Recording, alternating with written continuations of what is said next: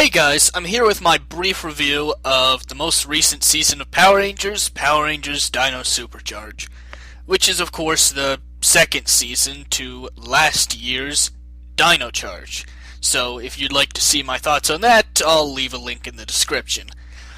My feelings for the two seasons are very similar. I classify them both as pretty good seasons I enjoyed watching, had likable characters, and overall have elements that are all at least good, though none stick out as great. So that's why I'd say they're pretty good or even really good seasons of Power Rangers, but not great seasons, and certainly not one of the best seasons.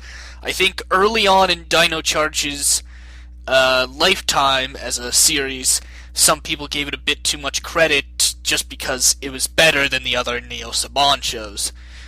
I once again appreciate the more serialized approach in Dino SuperCharge, that we have these different plots about getting new power, working towards getting another Energem, or finding a Zord, a new villain being introduced, that make things interesting. There's actually very few episodes that are 100% standalone. Heckle and Snide is a good main villain for much of the season, and the new Rangers are fine for their limited roles. That being said, I do think there were some shortcomings and missed opportunities with Dino SuperCharge specifically. First off, Heckle pretending to be a friend to the Rangers early in the season was great, and it was cool to see him sort of using their flaws in the episode where they were dealing with an issue against them. But it feels like that ended too soon, and with him eventually turning good after being split from Snide, it feels weird that a good side to him wasn't foreshadowed during his time pretending to be their friend, like a moment where, he actually legitimately is trying to help them. I would have, personally, this might be a bit crazy, but I would have stretched it out to have it be that Heckle's reveal as Snide came closer to, the mid-season break, around when we found Tyler's father.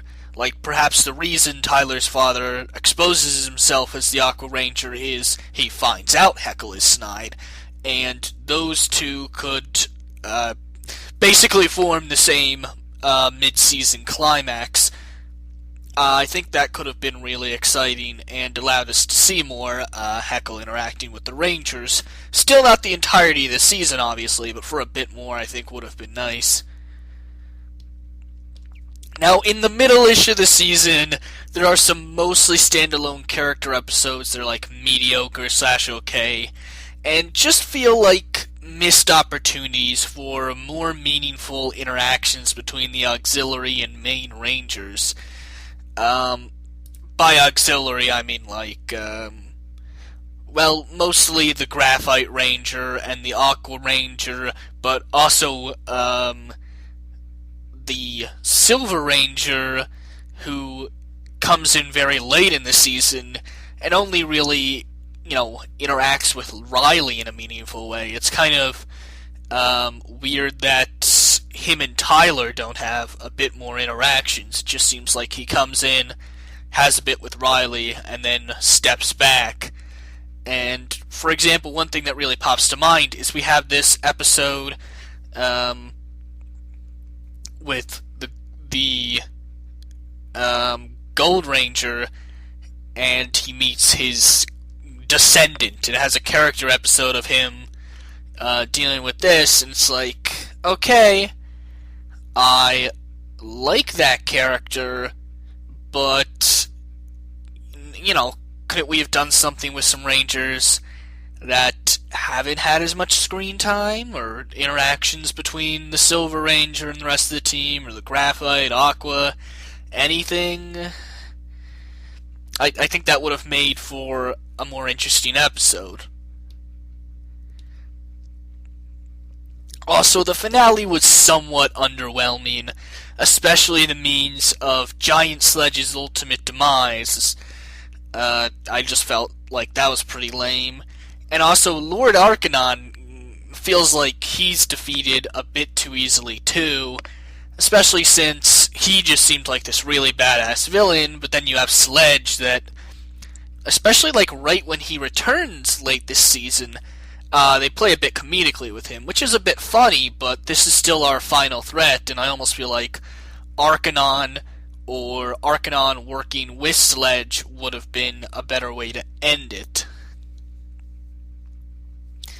Again, I still do like this season. It was fun, it was likable, my feelings for it are mostly positive. I really like Shelby and Kendall and even Tyler, though I gotta say Tyler, as far as Red Rangers go, could have been is good, could have been a bit better. I do like all the characters. I like all the villains. And again, yeah, it is better than the other Neo Saban series, especially Megaforce, which is really forgettable in terms of the characters and especially the villains.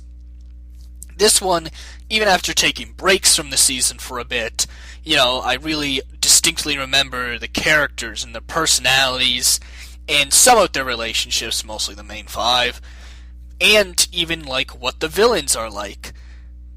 And I appreciate that. Again, fun to watch. Don't mean to repeat myself, but I want to say, even though a bit of this video was criticism, I like it. It's a good season. Just not a great season, probably not even in my top 10. But it's a good, fun season to watch, and if you took a break from Power Rangers after being disappointed by one of the Neo Saban seasons, I do definitely recommend you check out Dino Charge and Dino SuperCharge. Alright, this has gone on a bit long enough for a short review. Thanks for watching. Feel free to comment your thoughts on Dino SuperCharge or the two seasons as a whole below.